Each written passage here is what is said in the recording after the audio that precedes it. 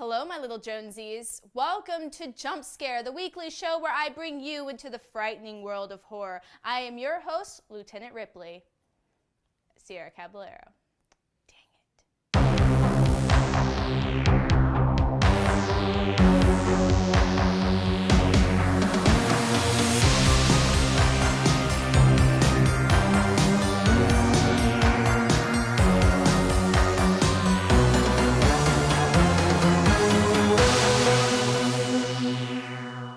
Ridley Scott's 1979 film Alien changed the landscape of sci-fi horror forever. But before we go into the terrifying world of Alien, let's go back in time. In the 1950s, Alien films came to the forefront of horror, beginning with The War of the Worlds film based off of the novel from 1897 written by H.G. Wells.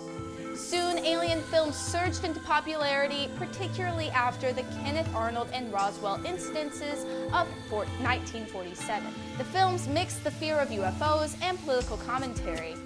The genre kicked off with The Day the Earth Stood Still and The Thing from Another World, both that came out in 1951. Alien took a lot of inspiration from many of the sci-fi horror films of the 1950s and 60s, including It, The Terror from Beyond Space from 1958, Planet of the Vampires by Mario Bava in 1965, Queen of Blood from 1966, and Forbidden Planet from 1956. Just to name a few. Strange Relations by Philip Jose Farmer also helped inspire the story of Alien. The book had 5 novelettes dealing with various strange, sexual, and deadly encounters between humans and aliens. Many of the elements of Alien, including the ship the Nostromo, and the alien ship Sulaco, were from Joseph Conrad's 1904 book, Nostromo. During the writing of Alien, Dan O'Bannon met H.R. Giger in France during the filming of Dune. Giger showed O'Bannon his nightmarish artwork.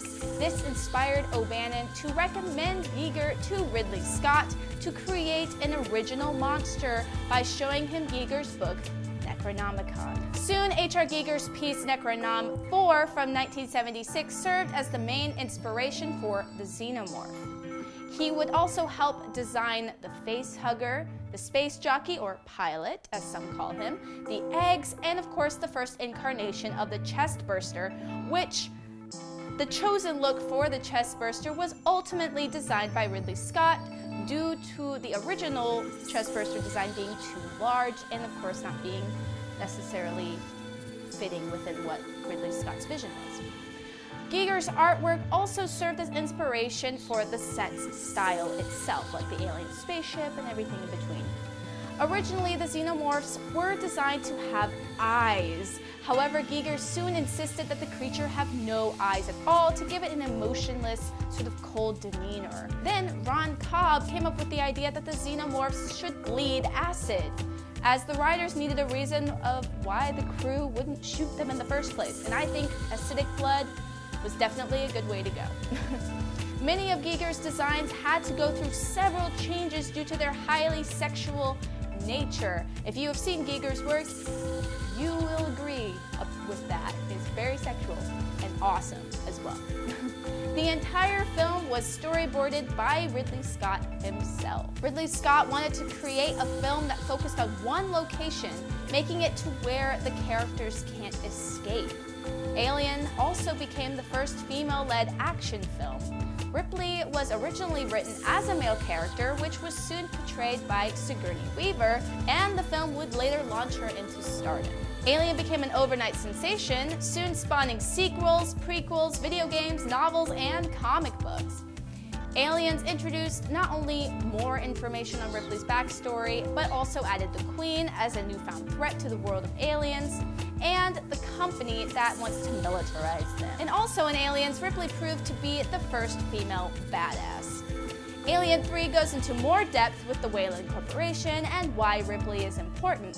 While Alien Resurrection, Ron Perlman is awesome. Also, Ripley came back, though I will say, the alien death scene was amazing. Really sucked me in. Oh, back to video games. Oh, the first Alien video game came out in 1982 with Alien on Atari 2600. In 1984, Alien had another game published through Argus Press Software for the Commodore 64 and ZX Spectrum. The subsequent games followed the later storylines, including Aliens, Alien vs. Predator, and Alien 3, and of course other storylines within the same world, such as Alien Isolation on PS4, which came out in 2014.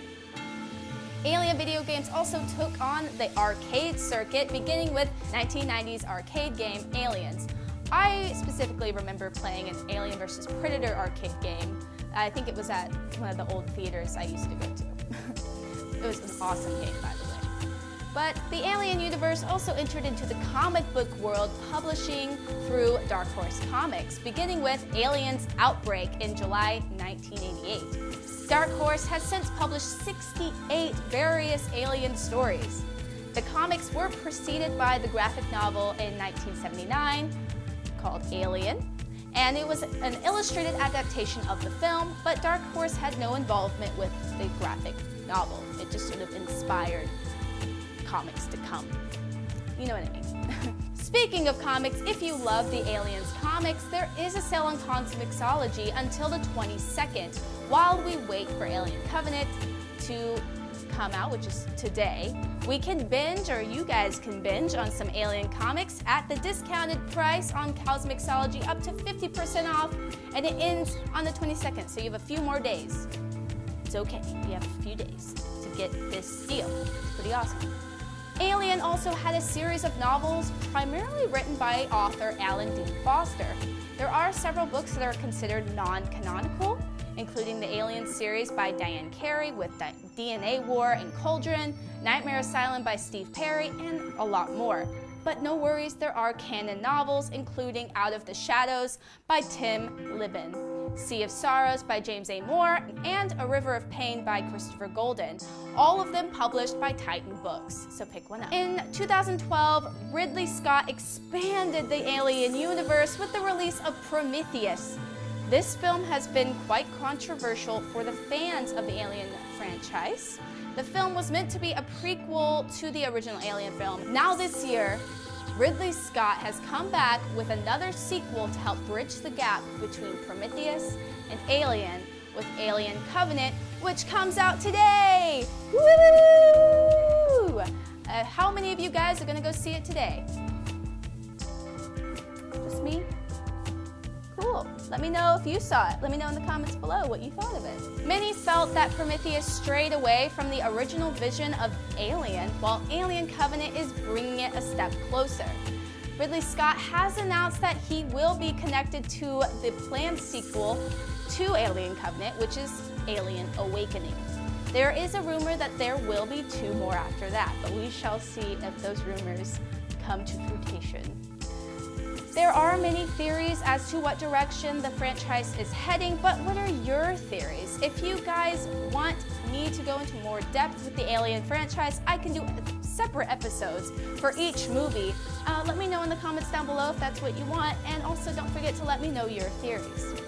That's it for this week's Jump Scare. Be sure to like and subscribe to the PNTV channel on YouTube, and check out our Patreon for bonus content. And also check out our merch store, popnerdtv.store, where you can get Jump Scare merchandise, and you can wear it and show your friends. It's pretty awesome. I don't know why I'm shouting. I'm just really excited because the merchandise is incredible. And also a huge special thanks goes to our sponsor, Famous Monsters of Filmland. And until next time, stay spooky, my friends, and watch out for xenomorphs and face huggers, and also Alien 3?